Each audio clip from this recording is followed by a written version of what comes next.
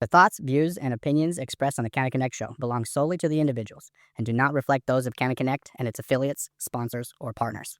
Connect does not promote or facilitate any activity that violates state or federal regulations. Everything you hear here is strictly for educational and entertainment purposes.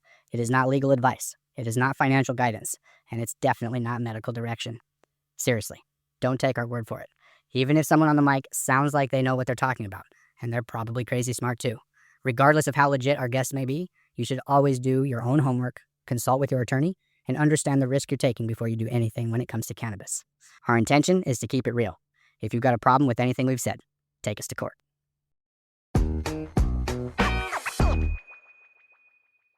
Cannatrol, Ed Wells from Cannatrol. He'll be sitting down with us later today.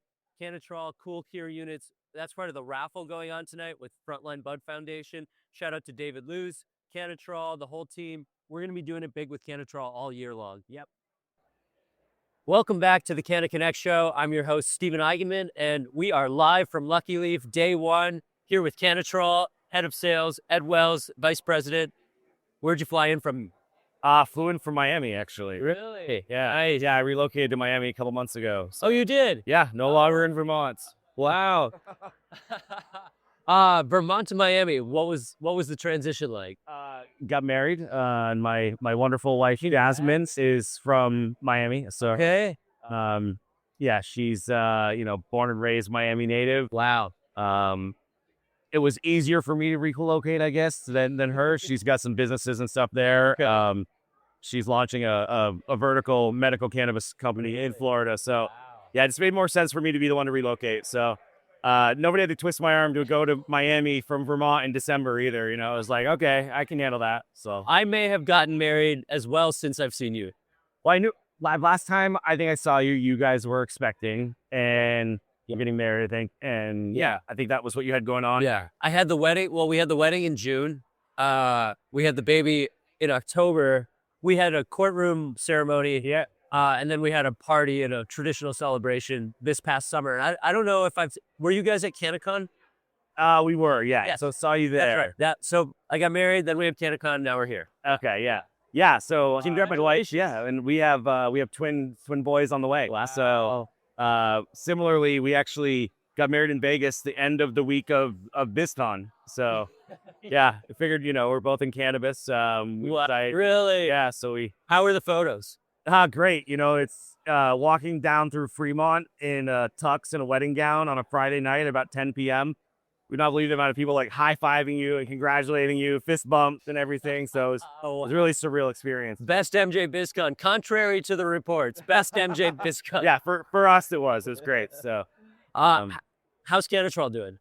we're doing great. We're expanding into a lot of more international markets, international projects, but we're still seeing a lot of traction in the US, whether it's retrofits in more mature markets that are still really healthy from a price per pound or price per gram aspect. Yep. Or it's new markets like Minnesota where licenses are finally started coming out, and the infrastructure didn't exist. Now we have a vibrant market launching, and all those facilities are going to be built or are in the process of being built. So a lot of opportunities. Spent a lot of time in Minnesota these last couple of years. Yeah. And hopefully it's starting to come to fruition. It is. Yeah, we've had some success here. We've when home grow legalized here, almost overnight, Minnesota became our #1 selling market for our home grow products, which is the Cool Cure. Yes. We've launched the next iteration of that, so now we have 2 new products that we hit the market with. Okay. Tell me about those. Yeah, so we've got the C and then the C2, and the C is basically $11.99 is the price point for it. It's black exterior finish. Now we're integrated the screen into the door. No more glass on the door, so we got better thermal performance. Yep. So now it can be in a wider range of ambient temperatures where you can place the unit, which was sometimes a struggle in the past. And now we also have the C2, which is stainless steel. Same size, same technology. That gives you a little bit extra features, gives you like app capability and Wi-Fi and so forth. Yeah. And then for customers that don't care about having the stainless, but they want those extra Wi-Fi features and the app control, they can do an upgrade to the black unit for $125. So it becomes 1324. Yep. They can have the fully capable unit, not in stainless. Okay. And the C2 retails at what?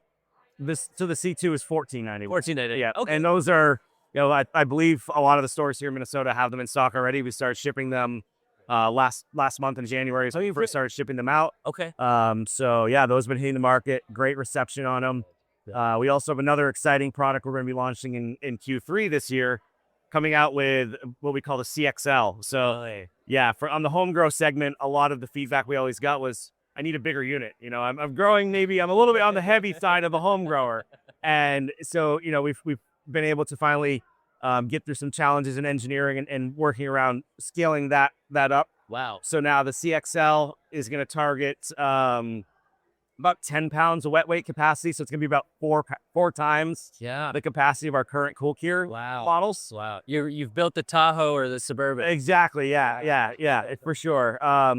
We don't know exactly where it's going to end up on price point yet, because we're still ironing out some feature options and things like that. It'll impact our manufacturing costs. So, but again, we hope to be rolling that out in the third quarter this year. Okay.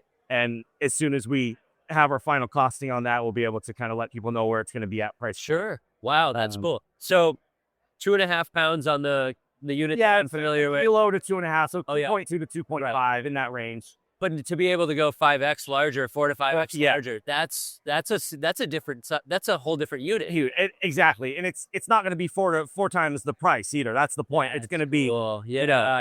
you're going to get 4 times the capacity, but it's going to be more economically, the sizing is going to make sense from a price point. And ultimately, you're serving your customer. You've got feedback. We took that feedback. Yeah. Same thing on the commercial side. So we, our technology, when it started being, when it was first developed, it was used for artisanal cheeses and charcuterie meats.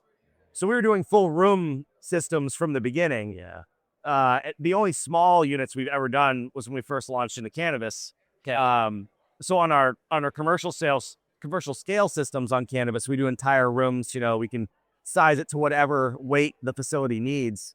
But now we kind of are going to be launching a little bit smaller commercial system too. So, we're going to be able to hit like a 90 to 100 pound wet weight, whereas before the smallest of our commercial was about 180 pounds of wet weight.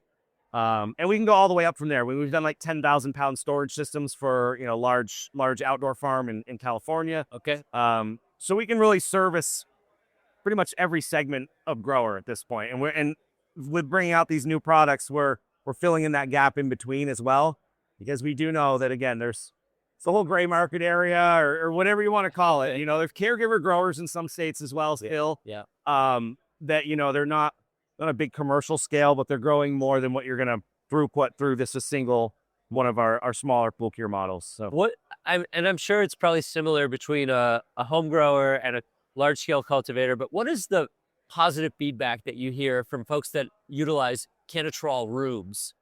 So it's a little bit different dynamic, right? Everyone that uses the technology is going to get a faster process. It's going to be consistent every time. Doesn't matter the part of the country you're in or the time of year it is, consistency year round. And that's every scale grower. But the home grower isn't as concerned. Am I getting 3 or 5% more yield at the end of the dry because I'm not over drying? But the commercial grower is very concerned about that. Driven. Yes. So, if we measure shelf stability based on water activity, and that's basically measuring bound and unbound water molecules. Unbound are the enemy because they're present, but they're not bound to the cell structures of the plant. So they're available for mold and microbes to feed on. You want to dry to the point where all those unbound water molecules are gone. You don't want to take away any of the bound ones because mold can't feed on them. So why do you want to take water weight off? It doesn't make it any more shelf stable. It just means there's less weight on the scale. So the reading that you want to target is a 0.6. And what that means is it's basically the measurement is the vapor pressure of the substance compared to the vapor pressure of water. When that ratio is at a 0.6, you're shelf stable. So if a producer's drying to a 0.55, they're losing 3% of their weight.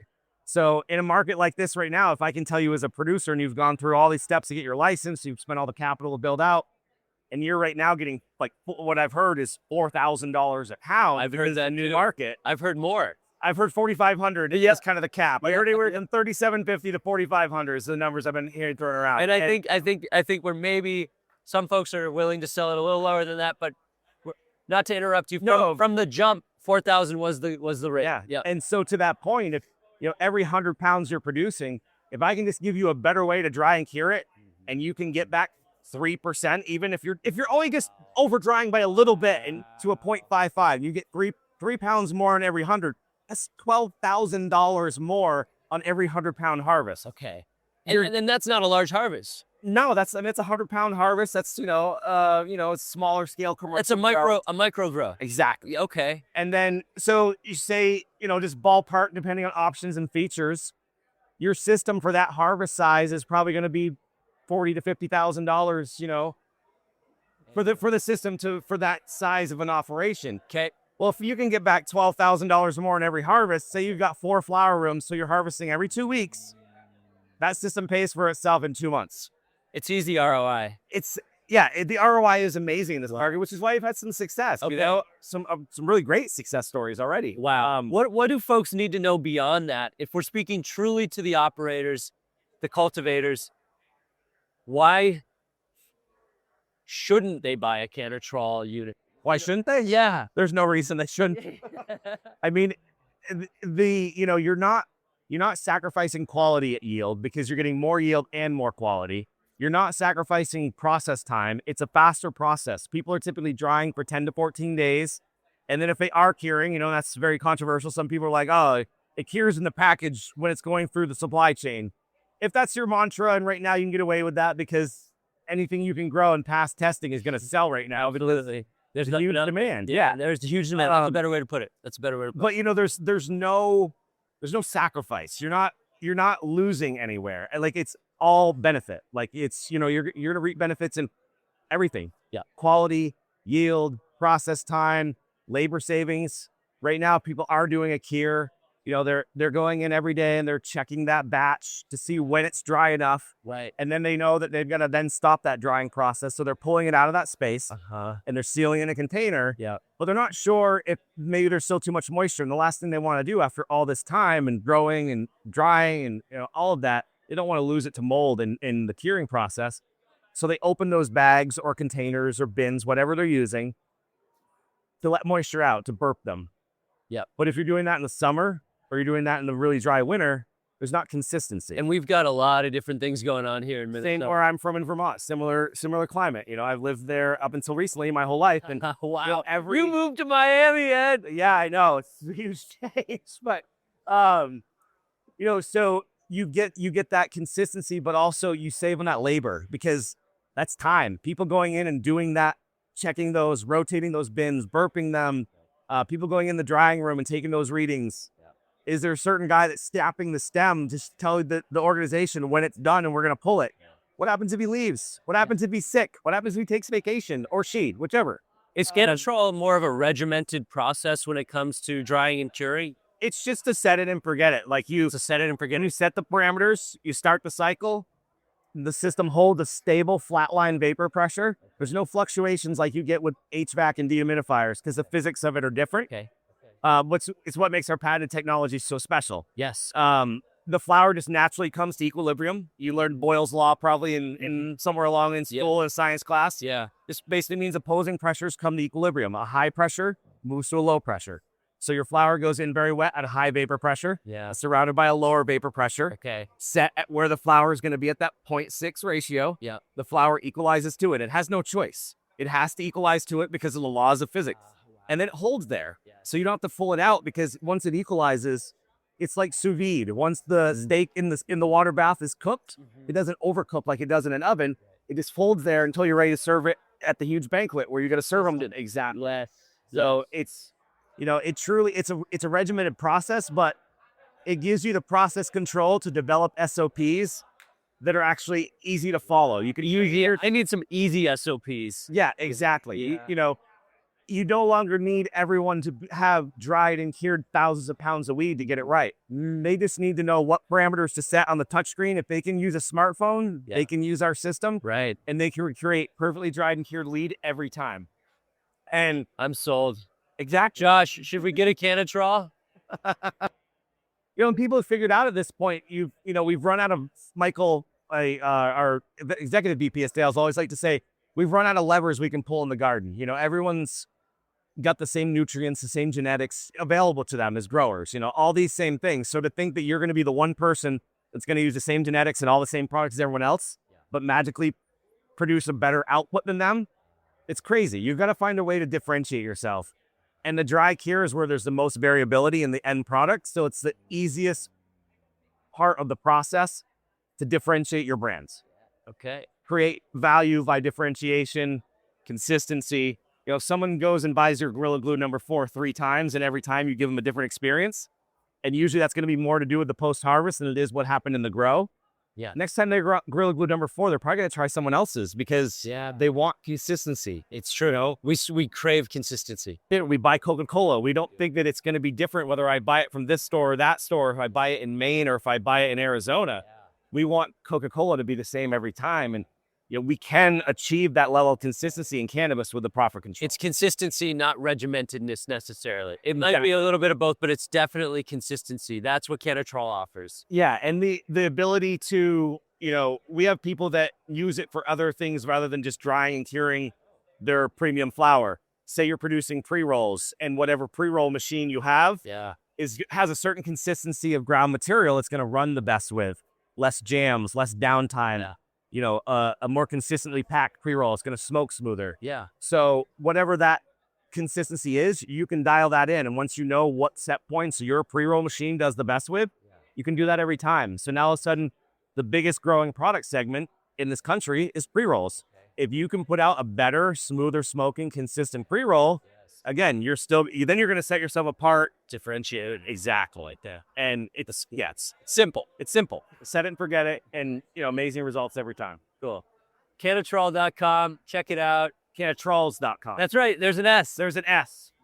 Cannatrolls.com because we have a web spotter. You can buy multiple Cannatrolls at cannatrolls.com. Or through a retailer in Minnesota. Yeah, any you'd like to shout out? I mean, I don't want to name any because I don't want to forget any, but let's just say if you look on our website under the home grow side, there's a section you can find a retailer. You can look it up. You can find retailers, whether you're in Minnesota or other parts of the country. Find a store near you. Support your local grow shop. We always love to see that. There we go. We'll put it in the show notes, the location finder. Thank you for supporting Cannabis. Yeah, thank you, Steve. Thanks for being here. Always good to see you. Good to see you too. Thanks. We'll be right back.